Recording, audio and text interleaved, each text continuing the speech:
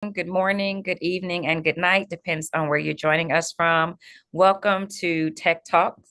Really excited to be here. My name is Miranda Joyner. For those of you that may be joining us for the first time, I am the CEO and co-founder of Succeed and Elevate, and that is a nonprofit that is in support of small business owners, helping them to manage stress and anxiety as they grow and scale their business. We are super excited to be partner, as always, every month with the Bean Path for Tech Talks. You get it? It is a spin on TED Talks, bringing you all of the technology and information from all of the different angles every noon. Well, not every noon, every month at noon on fourth Tuesdays. Today is a little different. We're on the fifth Tuesday of the month, but usually it's every fourth Tuesday. So make sure you mark your calendars to join us for that. Today we have a very special guest, and I'm very excited to introduce them to the space. And I'm not going to take up too much of the time, but I do want to say that I have on a Bean Path shirt this morning because I spent time at the news station this morning promoting our pitch competition that we have coming up in partnership with Innovate Mississippi, Bean Path, and Succeed and Elevate. And if you do plan to attend the pitch competition, I hope you do. We have free tacos. It is on the 5th of May, which is Cinco de Mayo. So come out, get some free tacos, network with people in the community and in the space. It is going to be at the Makerspace at Bean Path. If you have not registered, it's absolutely free to join us on that Monday, May the 5th at 10 o'clock a.m. And you can go to beanpath.org to register and get set up. Without further ado, I'm going to introduce our guest today so that they can get started and have all the time that they need. So if you could, please give me a nice, warm virtual applause, whether you're in your car or in your office or in your home, or maybe you're in the bathroom. And if you are, that's okay. You don't have to let us know. Please give it up for our guest, Mr. Jimmy Chow. Can you please introduce yourself, Mr. Chow, and tell us what we should know about you and the work that you do before you get into all this good information you're going to talk to us today around financial education and technology? All right. Fantastic. Thank you so much, Miranda, for the wonderful introduction. I think going forward, you and I have to partner because that was an amazing intro. So thank you again. And thank you all for inviting me to be here. This is a pleasure of mine and a passion of mine as well. So I am Jimmy Chow. I work for our community relations team here at MasterCard. And what we do is that we work with a lot of different community groups to really talk to them about the importance of financial education and technology, right, to help manage your money a little bit better.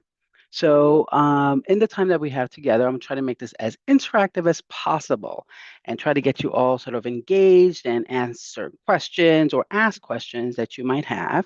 So I have a presentation, but I'm happy to answer any questions you might have regarding some of the topics that we're going to be covering. So to kick us off, I always like to ask a group. So this is for everyone. So if you're joining us now, go ahead and use your chat feature to answer the question. All right. So I'm going to ask a series of questions throughout the presentation. So the first one is MasterCard a credit card company? Yes or no?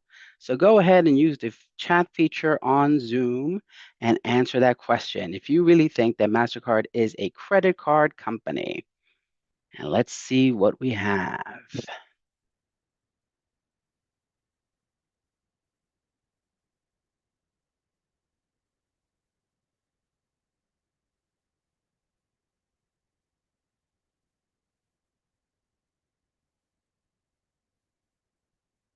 I think we only have one attendee, or probably more.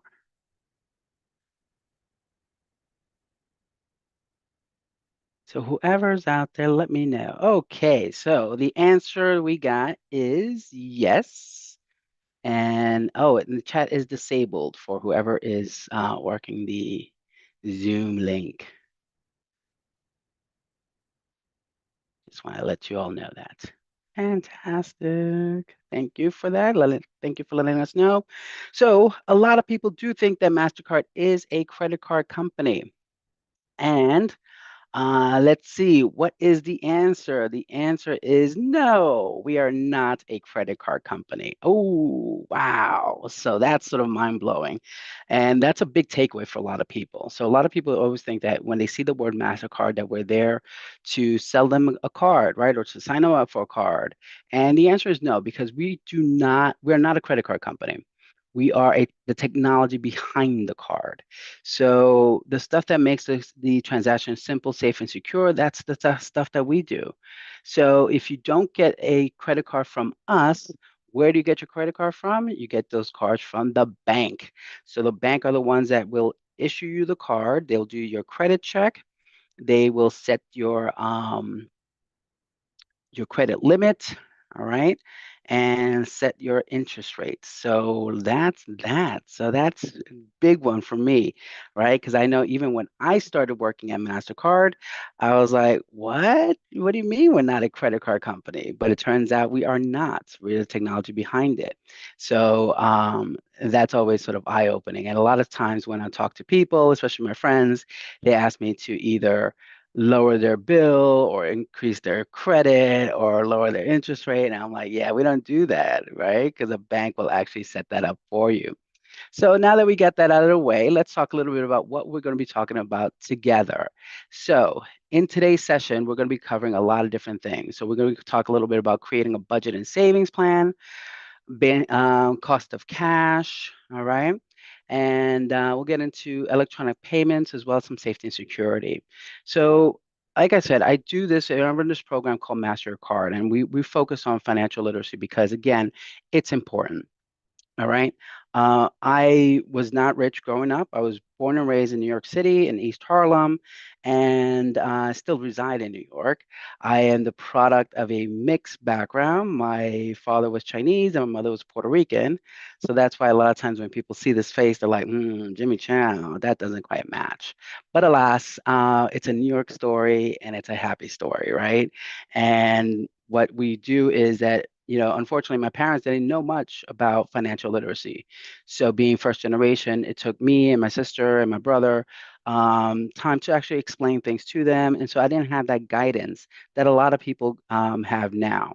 So, that's why this is a passion of mine. So, that's why I go out of my way to make sure that people have all the tools that they need in order to take better steps to manage your finances.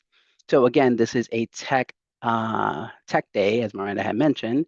And so what we want to do is, because we're a technology company, this is the stuff that's going to help you manage that technology. So, first question for the group is, why do we need to create a budget? All right. Let's see if the chat is working. So let's say, why do you think you needed to create a budget? So anybody out there, go ahead and just put in a couple words as to why do you think creating a budget is important.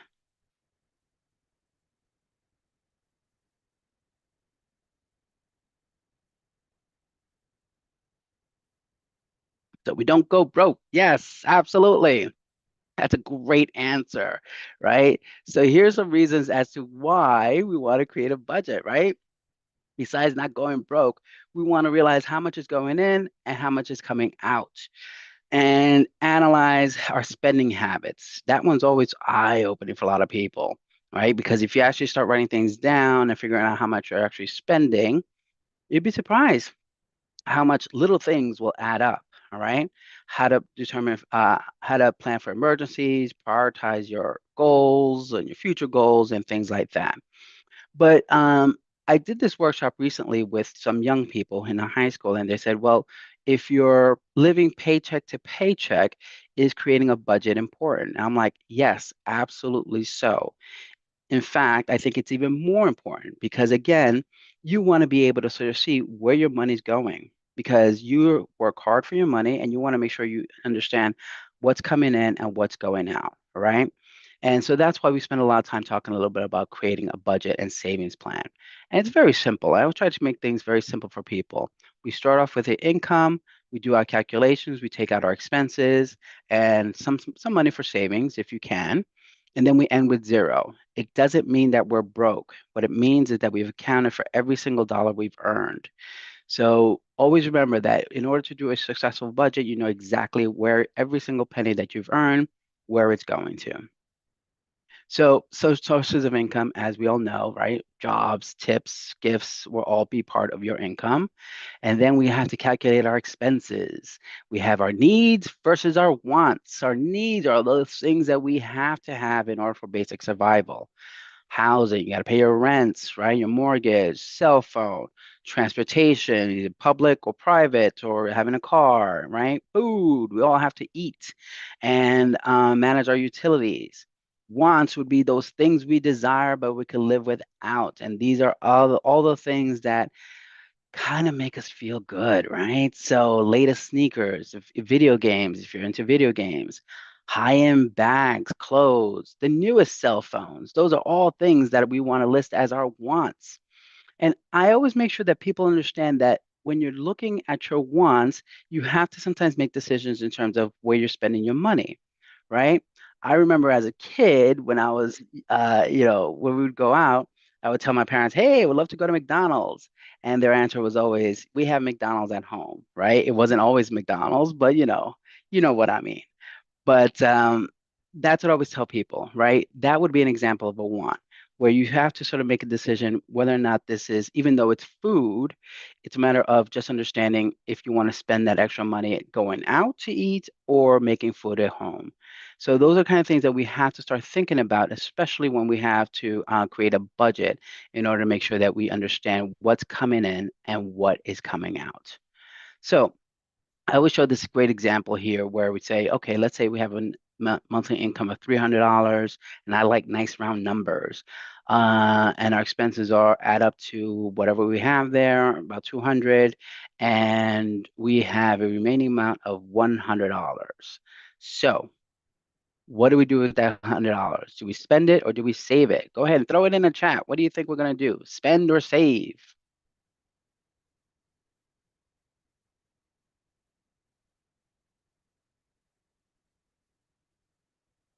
Save, right. All right. A lot of people say save, especially when you're doing this workshop. And that's okay. I appreciate the shout out, right? But again, you could do both. That's what I always tell people. Just because you create a budget doesn't necessarily mean you can't do fun things, right? It doesn't mean that you can't go out to McDonald's. And what it means is that you just have to look at your overall picture, whether or not you want to save a little, spend a little, save it all, spend it all, whatever. But having a budget will give you more control in terms of understanding where your money is going. All right. And a lot of people already have it spent in their heads, as do I, right? So a lot of times I like to go out to eat or drinks or whatever with my friends, and sometimes it does add up. So if at the end of the month when I do my budget and I've seen that I've actually spent a little bit more than I should have, then it's time for me to sort of buckle down a little bit more in the following month to make sure that I have enough for my goals. All right, so here's just some examples of what a savings plans will look like, right? We have long term, which is 3 years plus, short terms, next 2 months, and emergency funds. We always tell people you should have something as an emergency. A lot of places that you go to, they'll say, how much should I save? How much should I spend on our wants and our savings and so forth? So we have the 50-30-20 rule, which is 50% on needs, 30% on wants, and 20% on savings. What I always tell people, use this with a grain of salt, right? A lot of us who are working and working hard do not have 20% to actually put into a savings account. And that's okay, right? That doesn't make us a bad person or any less than. What it means is sometimes, things are a little tougher. So you just have to sort of make sure that you understand what's coming in and what's going out. So if you want to start saving, start small, right? It doesn't have to be 20%. It could be 1%, 2%, a dollar, $2, $10, whatever. But at least if you start and keep it going, it becomes a habit and makes it easier for you to create and increase that savings goal. So I'm going to pause here for a second and see what questions you have for me regarding budgets or savings plans.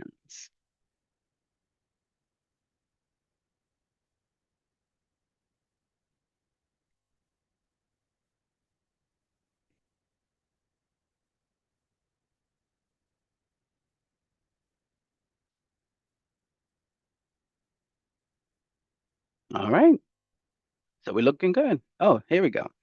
What is your preferred tool for to use for budgeting? Great question. There are a lot of different tools you can use to help budget. There's a lot of different apps out there, right?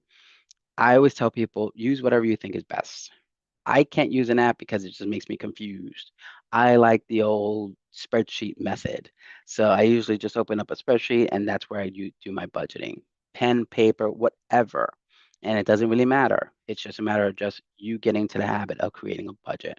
All right. So if you're technically inclined, by all means, go ahead and look for an app that'll help you budget. A lot of great ones out there. And then from there, just start using it. Okay. All righty.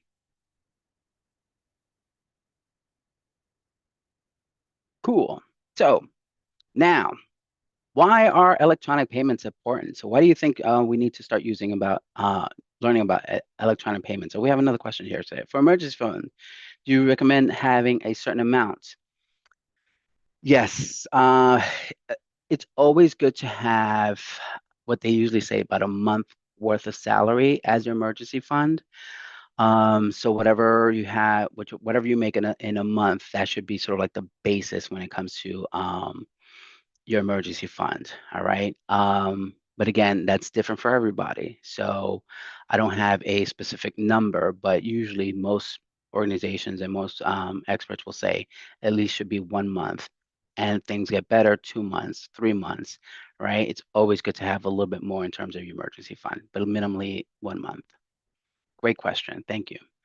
All right. So why are electronic payments important? What do you need to know about electronic payments? What do you all think?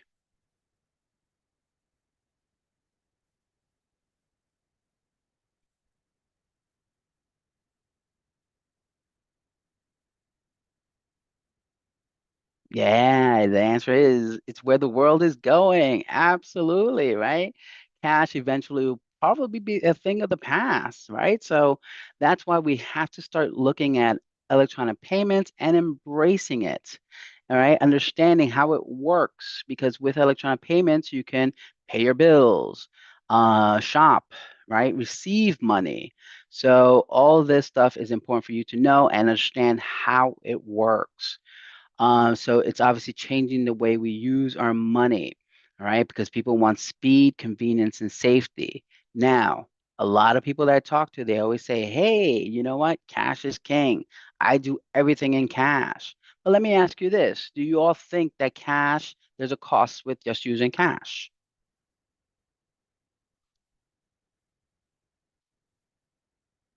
Are there any hidden costs out there? Okay. And we have an answer here that says no. But there is a cost when it comes to just using cash, right? Because if you lose your cash, then it's gone. And electronic payments, you're somewhat protected when it comes to losing it. So if you lose your card, you could call your financial institution and get a new card, right? And they'll stop that card and make sure that no one uses it and so forth. So again, you have some sort of protection when you're using electronic payments. The other thing is that if you're using just cash, it's hard to build credit, right? Because you need something in order to sort of start building up your credit. So that's why we always encourage people to use electronic payments, but use it wisely, right? Understand how it works so that you don't get trapped in a lot of extra fees out there. So here we go. So there we go. This is a great example that I've seen, actually. We have two people here, Lauren and Morgan. They both work together. They both have the same job, get paid the same amount, and neither has a bank account. One of the difference is that Lauren, she gets paid by a check, and then Morgan she gets paid through what we call a payroll card. All right. Yes, right. And occasionally we have a statement here. People like to write out a check and put a stamp on it, and I get it. All right. So yeah, you do you. All right. But again, as long as you do it, that's fantastic. All right. So the differences between the two come when it actually comes to like some of those fees involved. And yes, there are fees when it comes to using electronic payments as well. However, they're oftentimes less than going to, let's say, a check cashing center or buying money orders in order to send these payments out. All right. So in this example, you'll see that, they get the same amount of pay, but then you got check cashing fees and you have fees for money orders and so forth. And so this all adds up. All right. So we always try to tell people, try to find the best solution for yourself. So if you don't have a bank account, there are other ways for you to get into the electronic payment world. So like I mentioned before, electronic payment is important because people want things simple, safe, and secure. So cards are safer than carrying in cash. However, always remember that not all cards are credit cards. So I'm going to explain three different cards here. So the first one is a prepaid card, also known as a reloadable prepaid card, much like an example that we saw over there previously. So that example, that person was getting paid through a payroll card. So it's technically a reloadable prepaid card, right? Because they don't have a bank account, so their company is issuing their salary on a card itself. So you can use that card to go shopping, grocery shopping, or whatever. And you really can't go into debt because whatever's in that card is what you're actually using. If you lose the card, it can be replaced. All right. So that's a reloadable prepaid card. Now, a lot of times people get reloadable prepaid cards and gift cards confused. With a gift card, once you use that gift card, that's it. You're done. You toss that card out. But what we're looking at here is a reloadable prepaid card where it's your own money loaded onto the card itself, and you don't need to have a bank account or a credit history for that matter. All right. So that's our first card here. The next one is our debit card, and that's actually debiting from a bank account. So this one, yes, you do need to have a bank account. And it is your money that goes into the bank account, and then you can use that card wherever. You could get cash at the ATM. You could also get cash when you actually do your purchases. You could ask the cashier if they can give you any cash back with that purchase, and you've probably seen that before also. So that allows you to easily access cash if you need it. Now, we always tell people you can't really spend more than what you have in an account because if I have $100 in an account, I'm allowed to spend $100, right? And you're also protected from fraud. But we also tell people that a lot of financial institutions will offer what we call overdraft protection. And that's a great resource and a great tool to have. The only thing is that you really have to sort of look at, you know, what goes on, sort of the fine print when it comes to overdraft protection. I always tell people, make sure you understand what the fees are because that's your money that you're basically spending paying for something that you don't really need, right? So an overdraft protection can protect you against like, if you don't have enough money in your bank account and you want to buy something more than $100, let's say, then the bank will lend you the money. But guess what? If they lend you the money, you got to pay it back. So you got to pay that money back. And a lot of times there are fees associated with them lending you the money. So that's why I always tell people if you sign up for something, make sure you understand how it works, what are the fees, and what's the system behind it. All right. So that you can make more informed choices. Then the last one is our credit cards, and those are typical credit cards. And basically, you're borrowing money from the bank. So think of it as a short-term loan. So the bank is just giving you a little loan there so that you can use it to buy whatever you need to buy. But a lot of times people get into trouble here because they'll buy something. Let's say they buy something for $500, and then they can't pay it all off at once. So what could they do? They could pay it off in installments. The only problem is that now they're paying interest fees, right? So that's what you got to be careful. So you have to understand what is the interest? Is it monthly? Is it yearly? Whatever. So all those things that you have to look at when it comes to signing up for a credit card. If you use a credit card correctly, it does help your credit score. If you don't, it will harm your credit score. A lot of times you're protected from fraudulent charges, and a lot of these cards will offer different rewards. But again, I always tell people, always look at the rewards and how much the annual fee is for that reward. A lot of times when you go on a plane and you're at the airport, they'll say, "Hey, sign up for this card." And they're like, "Ah, you could get like a free airline ticket, whatever." But no one asked how much is the fee for having that card. And again, it varies. So again, it's one of these things that you have to sort of talk to people about and talk to the representative that you're talking to and figure out, is it worth it? Okay. Because some of these fees are expensive. Some of them are up to like $500. You got to pay that every year. So yes, it comes with a lot of great rewards, but again, is it worth it for your situation? So, all right, been talking quite a bit. I'm going to pause here. Let me know what questions you have regarding prepaid debit or credit cards.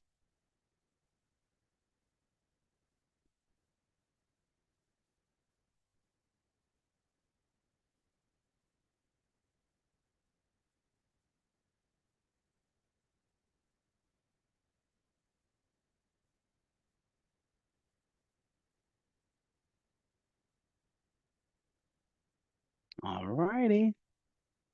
And if it comes up, you can always throw it in the chat. Okay. Is it a bad idea to pay a large chunk of your debt on a credit card? Well, again, you have to sort of figure out the pros and cons with that, right? Um, you have to really figure out, is it worth it? Are you paying more in interest, or are you just moving one thing to the other, right? And I think there's a saying like, I forget what it's called, but whatever.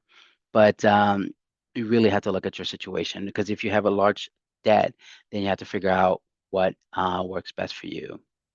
All right, because again, interest rates will accumulate. And a lot of times, credit cards might often tell you, or credit card financial institutions who issue cards, they might say, hey, you could sort of borrow money at 0%, right, for let's say a year. On the 13th month, the day after um, that transaction, if you still haven't paid it off, then you're going to have to pay interest on the original amount of what you borrowed, not what you currently have outstanding. So those are kind of things you really have to understand. All right. All right. So let's say if you owe $6,000, your monthly interest is 200. Is it a bad idea to pay? No, it's not a bad idea to pay $2,000, right? I always tell people, if you can't pay it off in full, pay more than the minimum. Because if you just pay the minimum, you're going to be paying that minimum for years. And it's going to take you a very long time to get rid of that debt. So, yes, you could pay it monthly, but we always recommend paying a little bit more than the minimum. And always, always, always pay your bills on time. If it's late, then it works against you. All right. So, on that note, let's talk a little bit about credit scores. So, why is having a good credit score important? Go ahead, put it in chat. Why is that important?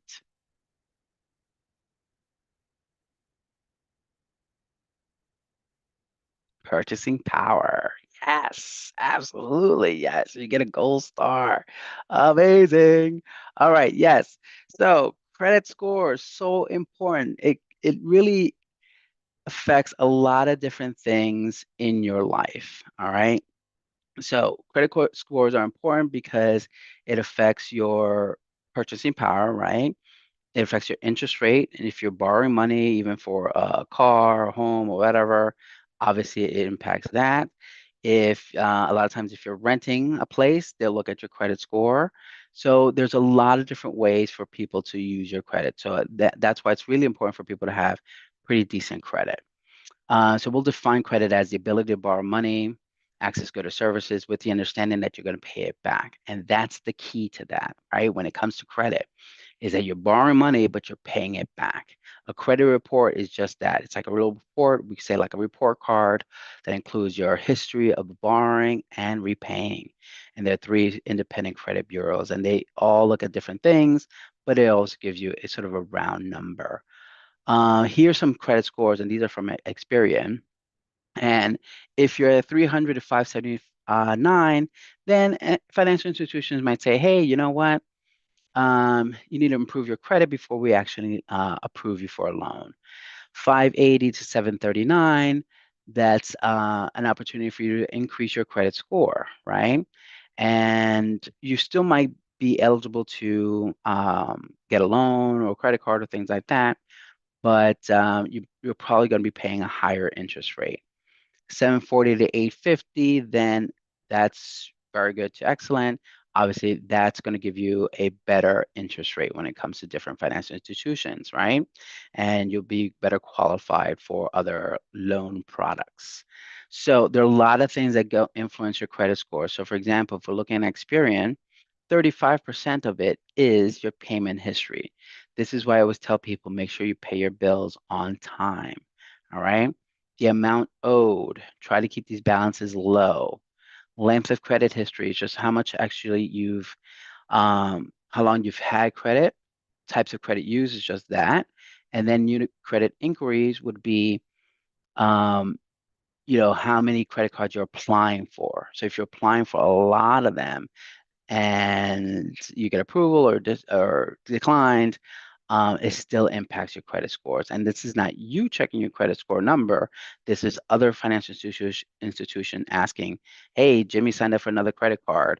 What is his number? Okay. Uh, yes. And then here it says, as you stated, repaying on time, because even if you're paying regularly, if you pay late, it does negatively impact your credit scores. Absolutely. So always make sure you pay it before the due date. Um, good. So let's take a look at what we call credit utilization ratio, which is part of this 30% of the amount owed. So let's say you have a credit card with a $10,000 limit and you have a revolving balance of $5,000, right? Meaning that you're paying that $5,000 off slowly, and you're basically using 50% of your credit utilization. So the question for the group is, do you think having a credit utilization ratio of 50% is good? What do you think? Yes or no? No. Yes, you are correct. So the answer is no. We usually want to keep our credit utilization below 30%. Anything above that will start impacting your credit score negatively, because what the financial institutions are looking at, they're saying, well, look at Jimmy, he's using a lot of his credit there, right? And that balance isn't going down. So that's why you want to keep it at below 30%. Now, here's the thing. It's not just for one credit card, right? It's for all of them combined. A lot of people will say, "Oh, well, I have two credit cards, and one of them I'm, at my limit, and the other one I only use 10% of it, so I'm good." No, it's all of them combined. So always keep that into consideration. This is why we always tell people use your credit wisely, right? If you can't pay it off, try not to. All right. And we know situations do happen, right? Actually, a friend of mine just had a flat tire, so he had to put it all on his credit card. And again, it's one of these things where it's like, okay, yes, that's a big chunk of money, and it might be hard not to crack. But again, a lot of times what you need to do is just sort of maybe tighten your belt the next month to bring down that credit card bill. So what we always tell people is to maintain and improve your credit score. Always look at your reports yearly or so, just to make sure that everything is there correctly. Make your payments on time and keep your balances to a minimum. If you pay more than a minimum, or if you can pay it all in full, that's fantastic. Or I should say, pay more than a minimum, or if you can pay it in full, that's fantastic. Don't open too many credit cards and keep track of what impacts your credit score. All righty. So I'm going to pause here before we go on to our next topic.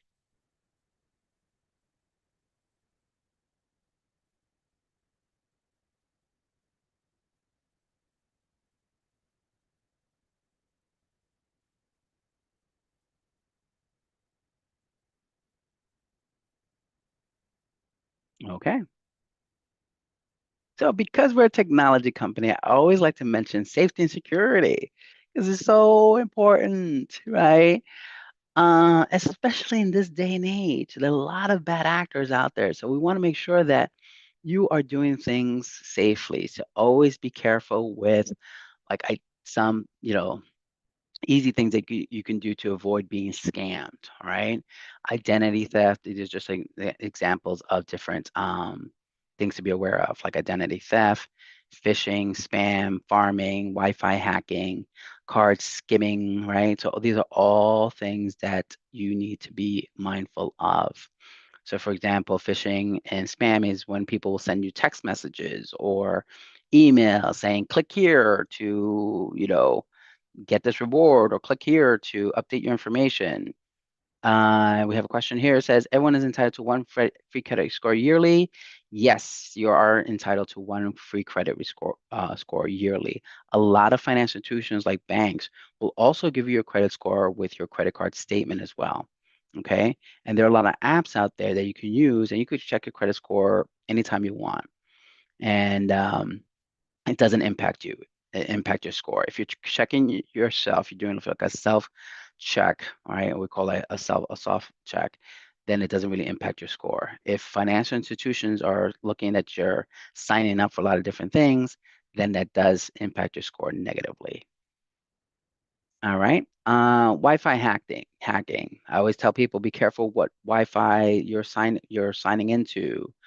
And if you have children, please let them know this as well, right? Just make sure that they're signing up to a secure Wi-Fi, all right? So those are kind of things that you want to be mindful of. So at Mastercard, we try to monitor all the transactions and provide like businesses with different tools to make sure that they're protected against cyber attacks. So, but can't do it all. We need your help. So always make sure that when you're making purchases online, you're at a HTTPS, which means you're on a secure network. Be cautious of emails. Don't click on links, right? And always monitor your balance. This is why if you have an electronic payment, you can make sure that you're not overspending, but also you could check to see if there's any fraudulent charges out there. Then one of the things that we always want to do is just make sure that when you're using your card, keep an eye on that card, right? Don't lend your card to people. Don't give people your PIN number, right? So those are all things that we want to be mindful of. And then again, always make sure you use the latest technology. This is why technology is so important because it does protect you. Like tap to pay, mobile wallets, those are all very secure. And here's just some things to keep in mind. So again, electronic payments is important because it helps you save time, stay organized, avoid fees when just using cash, and always be safe when you're doing stuff online. So I'm going to pause here and I'm going to just stop sharing for a second just so that we can get the screen in full here and let me know what questions you have regarding anything that we've covered today.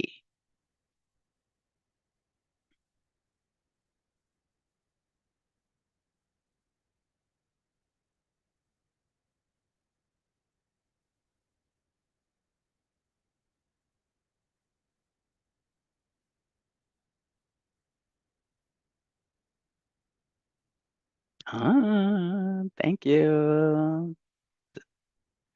Chat his here says it was great. Thank you very much. All right, so um, I guess I'll pass it to Miranda. You're still there. Yes, absolutely. So, Jimmy, first of all, thank you. This was extremely informative. It was easy to digest and process. And just to think about, first of all, the bomb you dropped on us in the very beginning about Mastercard not being a credit card company. Who would have thought Exactly. that? Someone said this was amazing info. Will we have access to the presentation later? Yes, absolutely. That is Yes. a great question. It is currently being streamed live on YouTube, on the BeanPath YouTube channel. And so it will live there. And so you can always go back and watch this as well. Speaking of ways to connect and continue to get information, Jimmy, I think this is a good time to tell people before I start asking my questions how they can connect with you and follow you. If people did want to maybe just learn from you in a different way, do you do seminars and workshops and classes? I know you mentioned that. How are we able to access those things? Yeah, absolutely. A lot of times, I'll do workshops just like this one. So it's funny because like sometimes I don't know where it actually ends up, and I've had family members say, "I saw you on YouTube." I'm like, all right. I was like, I hope it was a clean provision, video, nothing me doing anything silly. But yes, you can find me on online, right? Obviously through our website called Master Your Card. And so we have a website, masteryourcard.org, as well as a YouTube channel called Master Your Card. And again, these places are where you can get some other resources. So, for example, on YouTube, we have a lot of videos, and they're like 2 minutes each, right? Which give people information about, electronic payments and things like that. On our website, we also have handouts you can download, print it out, do whatever you want with it, right? Share it with other people. I always think it's important for us to sort of really understand things so we can teach the next generation, right? Because for us, a lot of us, especially myself, I had to learn this the hard way, right? Through making some mistakes. And it takes a long time to really build your credit if your credit is bad. It doesn't happen overnight. So I always tell people once you've learned your lesson, so to speak, go ahead and share that with other people, especially the younger generation, so that they don't make the same mistakes we make. Yeah, no, that's very good. I think a lot of people, you either have one or two sides of the coin where people look at credit cards as the enemy. Hmm. I think about my grandmother who never had a credit card, my mother who never had a credit card, and they just relied on their income that came in. And then I think about people who go full force into the credit card space and then end up abusing it. And then you have some that learn how to navigate it very gracefully and get all the miles and the points and are living their best life off of their credit card. And I think I'm somewhere in between my grandmother and the miles people. Even though I have credit cards, I got credit cards. It took me a long time though. I was a late adapter to the credit card space because of how I grew up. Yeah. I didn't get a credit card till I was in my 30s. No. And Yeah. yeah, and And go sorry, I ahead. didn't mean to interrupt. I just got really excited. I'm like, yes, yes.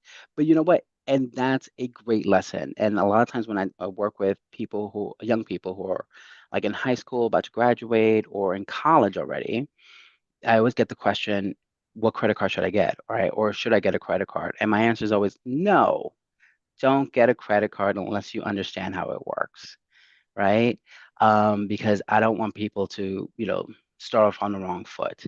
So I always tell people, yeah, hold off on a credit card until you start working so you can pay that off. If you want to practice, you can use a reloadable prepaid card or even a debit card, right? So that you understand, hey, this is my money in my account. If I use it all up, I have nothing left, right? Yeah. So yeah.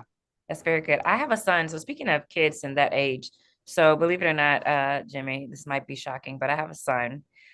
He's turning 20 in May. Uh, Wow. oh, yeah, I know, huh? I had him when I was 3. So listen, so so my son turns 20 in May, and he's very diligent with money. He's one of he is so disciplined. Just to give you an example, he graduated from high school. I encouraged him to take a gap year before he jumped right into college because he didn't know exactly what he wanted to do. And during that time, he just worked and he saved up enough money to buy his first car, and he bought a cash car. There So you he go. was adamant about finding a used cash car. He found a cash car and paid for it. So now he doesn't have a note. He's in school. He got in school this last fall, and he's going to school to do computer science, right? And so what I did with him at a very young age, I started talking to him about money and energy. And I want to ask your opinion because what I did was someone recommended this, and I want to know what your thoughts are about it. If you think I made a mistake or did the right thing, I'll just sacrifice myself in this situation. But I put him on my American Express card. I got him a card, but I never gave it to him, even though he didn't need me to, because my son also has a bank account that's under me because that's of course when he got it when he first started working at 16. But he set up a whole savings account where I couldn't see none of his money, right? On his own.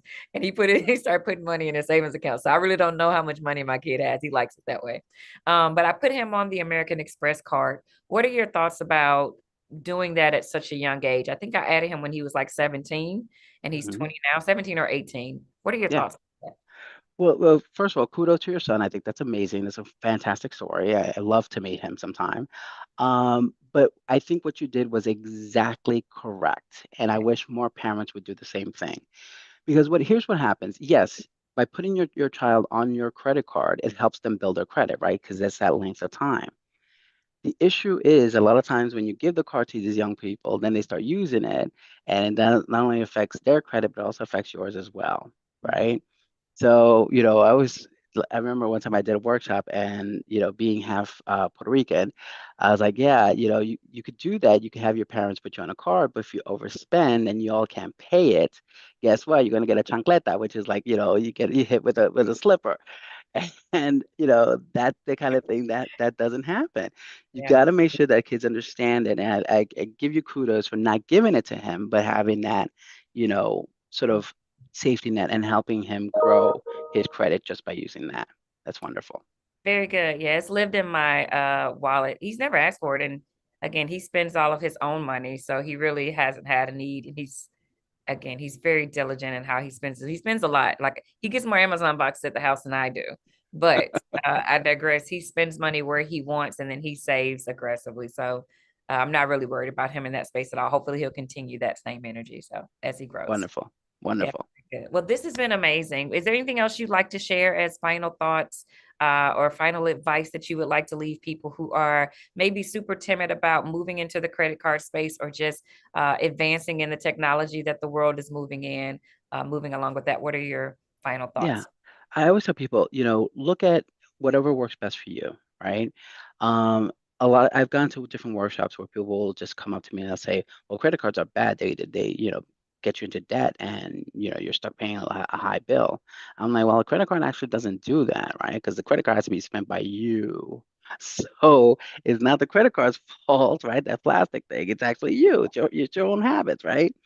But and if you get into trouble, there are ways for you to correct those challenges. But I would tell people start with what works for you. Start with either prepaid. If you don't have a bank account, do like a prepaid or debit card if you have a bank account, and that gets you into the habit of using electronic payment. If you start using credit cards, again, use it wisely. Make sure you understand the interest rates, how it's going to get charged because it does add up quickly and interest rates now are very high. So they are, right? And I'm just like, yeah, I always tell people try to pay it off as quickly as you can because otherwise you're just spending money that you don't need to spend. Yeah. So that's why I always tell people just make sure you understand how you use a credit card wisely. Very good. Well, I did not have this plan, but since we have a few more minutes, Jimmy, is it okay if I ask you a few fire round Sure. questions? Okay, beautiful. So they don't have anything to do specifically with finance, but it is a good way to help us to get to know you better and maybe some finance things may come of it. So the first question is, what is the best piece of advice, whether it was financial or not, that you've ever received in your life? Hmm. Best piece of advice I ever received. Uh, And you can think about it. Yeah. Yeah, no. My mother used to always tell me this, and I was just telling this to somebody else recently. Don't let go of the bird that you have in your hand to go find another one. I don't know if that makes sense because it sounds different in Spanish. But, because a lot of times people have something in their hands and they think they can let it go to go on to something bigger and better, and it doesn't always work out. So I always tell people just be careful with that. Yeah. What is the worst advice you've ever received? The worst advice I ever received was, uh, you know, oh, what I don't know if I can say this on video, but I'll try to sort of make it clean.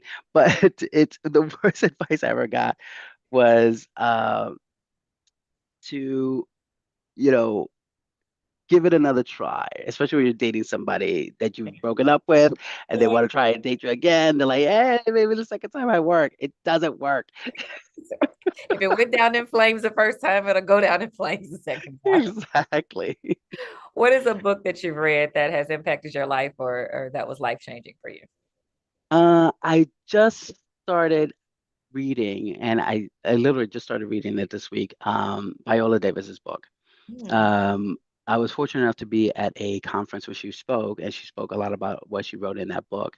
And I was so moved just by the 10 minutes that she was on stage and telling about her life story and how she persevered from a lot of real negativity in her life. And I was just like, I gotta get that book. So I just started, I don't even remember the name of it. I literally just got it like yesterday. So I was Yeah. like, I gotta get that book. And so, yeah, so it's been doing it for you. That's amazing. If you could have, and two more questions, if you could have dinner with anyone, alive or unalive, who would that be? My standard answer is my late husband. I would love to have dinner with him one more time. That's sweet. And I'm sorry to hear about that. Thank you. And the final question, what brings you joy? What brings me joy? Seeing other people happy. Mhm. When I see other people who are happy and they're enjoying their life, and that just brings me such joy. Very good. Well, it has been an absolute pleasure, Jimmy, to get to know you, to get this advice from you. Thank you for enduring my questions and sitting through those unexpected responses. And it was a pleasure and exciting for me to turn you red on camera. I loved it. Uh, so, Because and I also, have to remember that I'm like, this is being recorded, so I gotta keep it clean.